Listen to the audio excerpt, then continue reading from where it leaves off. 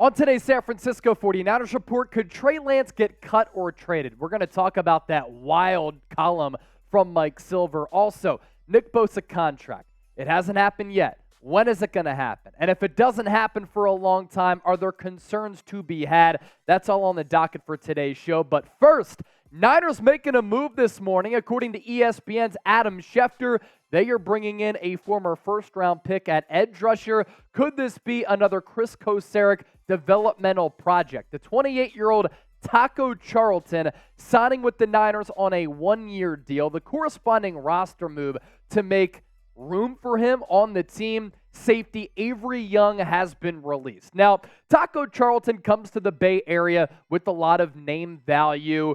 He has been a bust up to this point in his NFL career. He has played for 6 years in the National Football League, 60 games total, 11 and a half sacks, not good enough to be justified as a first-round pick, 22 quarterback hits, and 12 tackles for loss. A fun fact, if we want to continue to make fun of the Dallas Cowboys, because that's always fun. They haven't made it to an NFC Championship game in 28 years, and Dak Prescott is throwing steady picks throughout training camp. Dallas actually passed on J.J. Watt for Taco Charlton all the way back in 2018.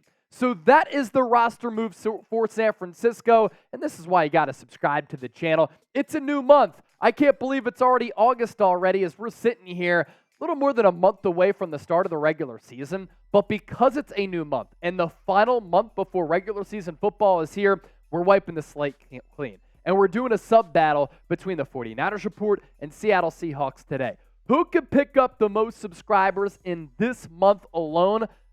I'm going to ride with the faithful because I always do. And if you're looking for year-round Niners content, lock us in, hit that subscribe button for informative, entertaining, and insightful Niners analysis.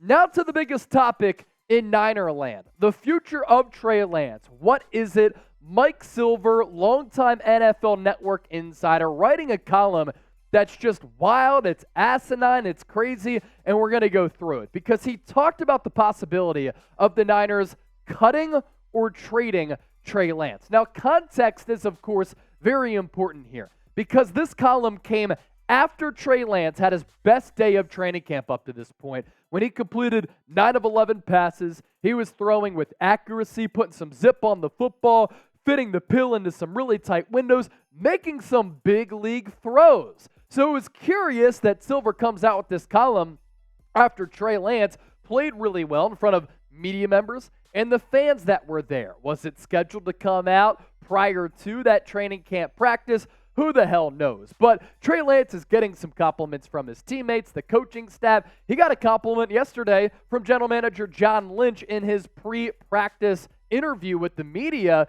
He said that Lance is throwing the football a lot better. His base is better. Some of his mechanics are better.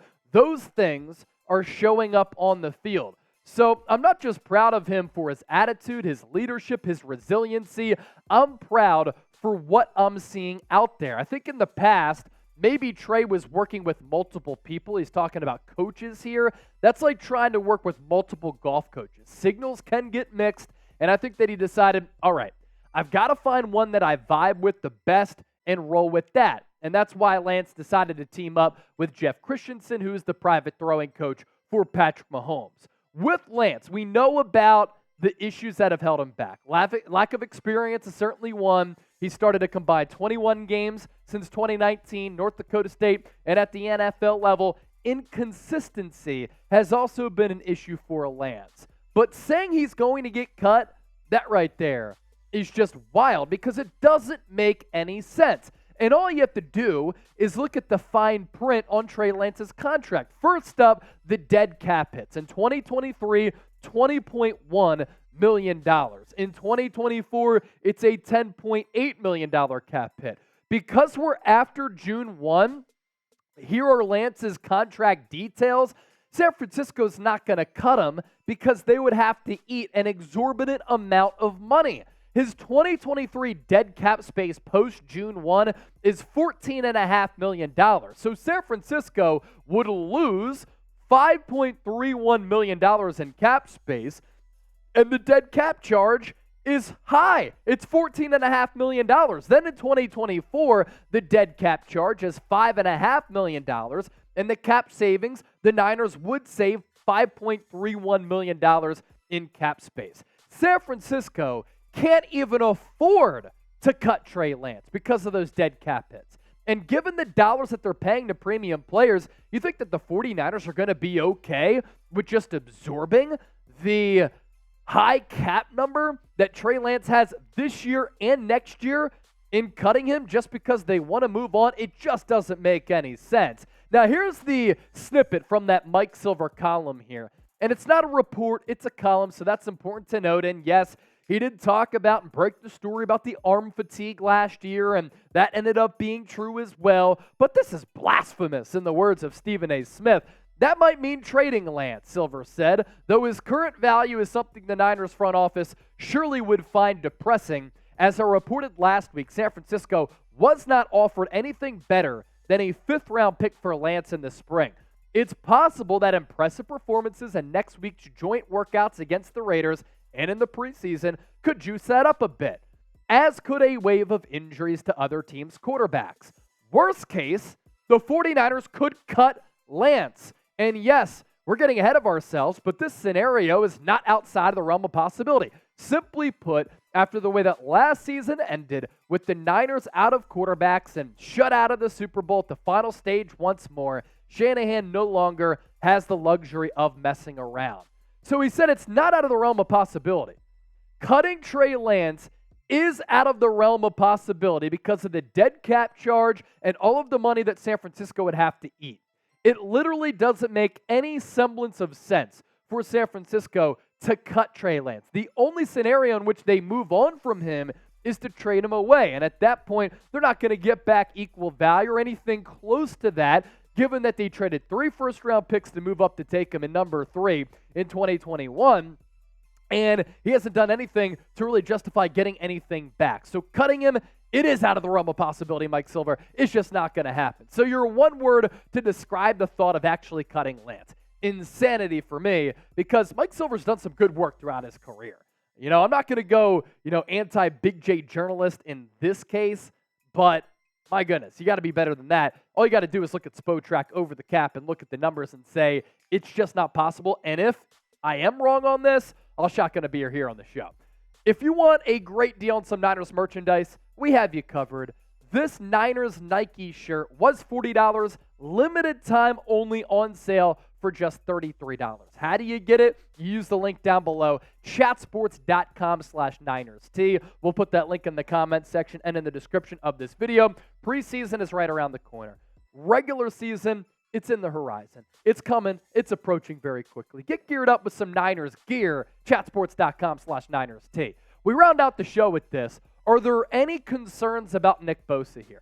San Francisco put on the pads for the first time yesterday at the SAP Performance Center, and there's no sign that a Bosa deal is close. Now, John Lynch did say this yesterday on Monday about Nick Bosa. We're just going to have that right mix of urgency and patience. I remain confident that we'll come to an agreement and get things taken care of so we can have one of our best players, best teammates. This is a guy who addresses our team every single Saturday. I actually didn't know that Nick Bosa addresses the team every single Saturday because he's not a guy who likes to talk publicly to the media, but to his teammates. The dude loves ball, and I guess I could see why he'd get his teammates riled up because he's an excellent football player. But let's go back and circle back to that question.